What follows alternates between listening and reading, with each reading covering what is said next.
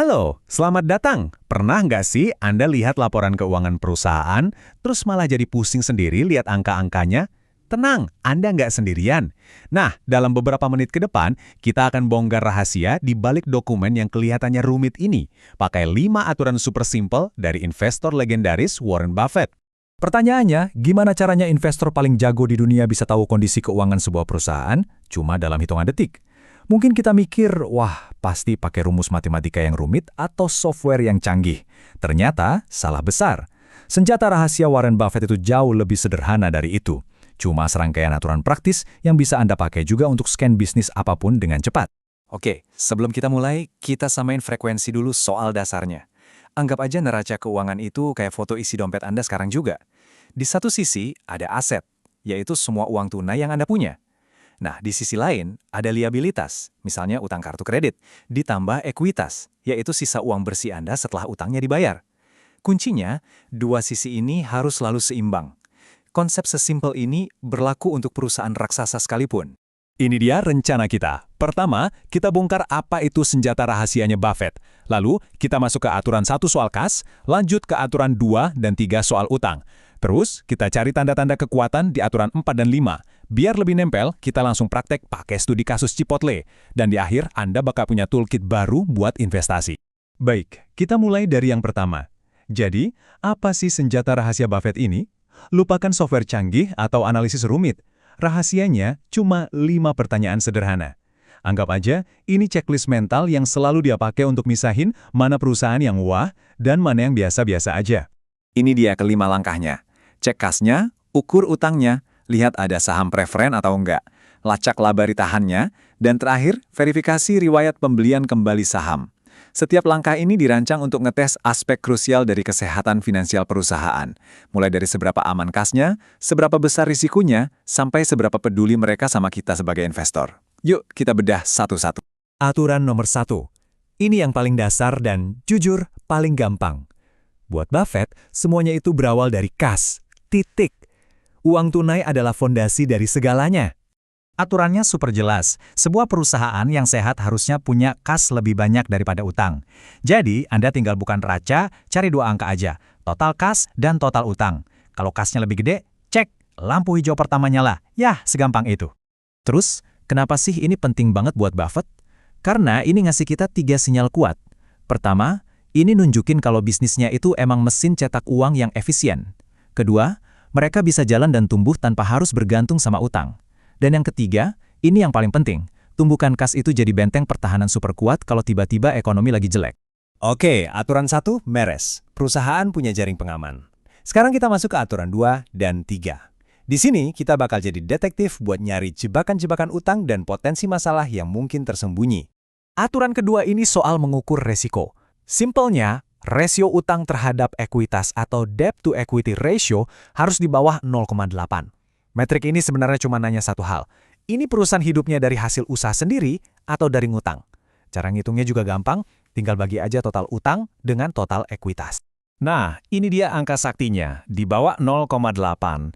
Kenapa Buffett suka angka ini? Gini deh, artinya untuk setiap Rp1 modal dari kantong sendiri, utangnya itu nggak lebih dari 80 perak. Ini nunjukin kalau perusahaan itu berdiri di atas pondasi yang kokoh, bukan di atas tumpukan utang.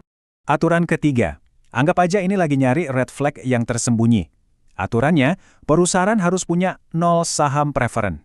Kenapa? Soalnya saham preferen itu kayak utang yang nyamar jadi saham. Perusahaan yang benar-benar sehat dan kuat secara finansial itu nggak perlu pakai cara kayak gini buat cari modal. Jadi kalau Anda nggak nemu pos saham preferen di neraca, wah itu sinyal yang bagus banget. Oke, 3 aturan pertama tadi itu soal pertahanan ya, buat mastiin perusahaannya nggak gampang goyah. Nah, sekarang kita pindah ke mode menyerang. Aturan 4 dan 5 ini dipakai buat nyari tanda-tanda kalau ini emang bisnis yang super kuat dan terus bertumbuh. Aturan keempat, laba ditahan atau retain earnings-nya harus naik terus secara konsisten. Gampangnya gini, bayangin laba ditahan itu kayak rekening tabungan perusahaan. Kalau saldonya nambah terus tiap tahun, artinya apa? 1, bisnisnya untung terus. 2, untungnya itu nggak dihambur-hamburkan, tapi diputerin lagi buat bikin bisnisnya makin gede di masa depan. Keren kan? Dan aturan terakhir, aturan kelima. Ini soal melihat jejak saham treasury, atau yang lebih dikenal dengan share buyback. Ini tuh soal kepercayaan diri manajemen. Gini, waktu perusahaan beli lagi sahamnya sendiri dari pasar, itu sinyal yang kuat banget. Artinya, manajemennya seakan bilang, investasi terbaik yang bisa kita lakuin saat ini, ya beli saham perusahaan kita sendiri. Ini juga cara yang bagus buat ngasih hadiah ke investor, karena saham yang beredar jadi lebih sedikit, yang artinya setiap lembar saham kita jadi lebih berharga. Cukup teorinya, sekarang waktunya kita praktek langsung. Yuk, kita tes langsung ke 5 aturan ini ke perusahaan yang mungkin kita semua tahu, restoran cepat saji Chipotle. Dan ini dia rapornya. Kita lihat ya, aturan 1, kas lebih besar dari utang, cek, lulus. Aturan 3, saham preferen 0, cek, lulus. Laba ditahan, tumbuh, lulus. Share buyback, lulus dengan nilai sempurna. Tapi, tunggu dulu. Lihat aturan nomor 2, rasio utang ke ekuitasnya 1,2, jauh di atas batas kita, yaitu 0,8. Kok bisa lulus? Ada apa ini? Yuk kita bedah. Nah, disinilah serunya jadi analis. Angka 1,2 itu ternyata sedikit menipu. Kenapa? Jadi gini, pertama, utang mereka yang besar itu ternyata sebagian besar cuma biaya sewa jangka panjang buat restorannya. Itu bukan utang bank yang berbunga. Kedua, karena mereka rajin beli saham sendiri, secara akuntansi nilai ekuitas mereka jadi kelihatan lebih kecil. Jadi, kalau kita bersihkan dua faktor ini dari perhitungan, angka aslinya itu jauh di bawah 0,8. Jadi kesimpulannya, Chipotle lulus dengan nilai istimewa. Dan ini, coba lihat grafiknya. Ini adalah bukti visual dari kekuatan aturan nomor 4 tadi. Laba ditahan Chipotle itu naik terus, nggak ada berhentinya. Bahkan di saat industri restoran dihajar pandemi, mereka tetap tumbuh. Ini baru namanya bisnis yang tangguh luar biasa. Jadi, kita sudah bedah ke-5 aturan dan melihatnya beraksi langsung.